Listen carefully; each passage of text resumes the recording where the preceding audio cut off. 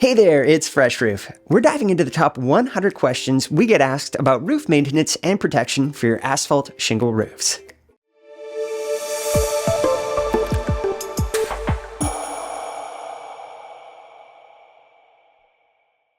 Are nano roof spray products smaller than soy-based roof rejuvenations? No, nano rejuvenation products are not necessarily smaller than soy-based rejuvenation products.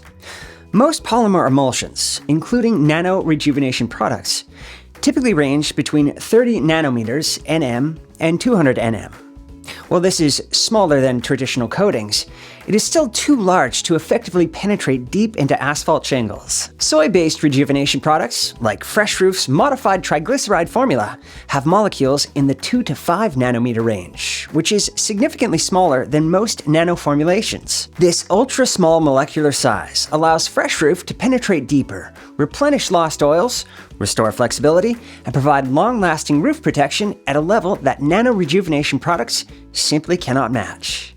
In summary, Fresh Roof's modified triglyceride technology is smaller than nano rejuvenation products, making it more effective for deep asphalt shingle restoration.